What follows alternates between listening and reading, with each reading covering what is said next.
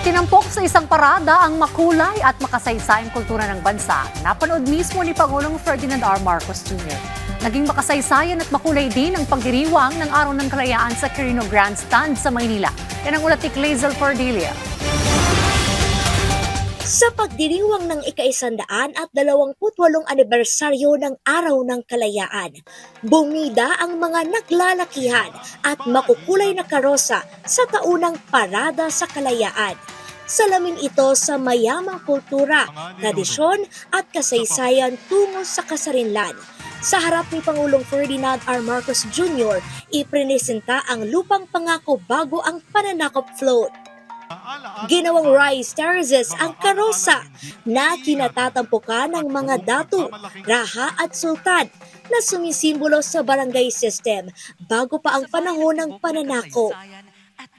Humahalimuyak naman ang karosang ito na pinalibutan ng sampagita ang pambansang bulaklak. Refleksyon sa pagiging matatag ng mga Pilipino, anuman ang pagsubok sa buhay. Nagningning naman ang bagong Pilipinas Float at ibinida ang logo ng mga pambansang ahensya ng gobyerno na nagtutulak ng pagkakaisa. Huling rumampa ang balangay sa pagkakaibigan at ugnayan, nagpapakita ng yamang tubig, pagkakaibigan at kooperasyon ng ASEAN.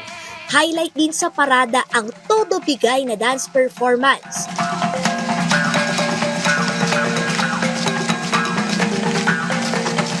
At nakakaantig na awit. Ako'y Pilipino, taas mo kahit kanino.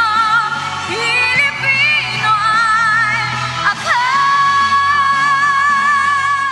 Hindi rin nagpahuli ang mga uniform personnel na nagmarcha at ipinakita ang kanilang tikas at katapangan.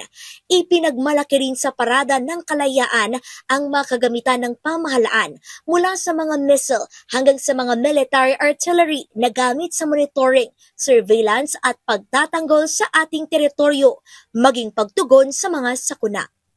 Sa likod ng malahiganting karosa at masiglang performance, nangingibabaw ang mensahe ni Pangulong Ferdinand R. Marcos Jr.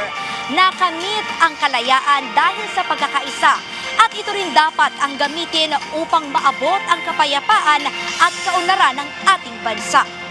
Clazel Cordelia para sa Bayan.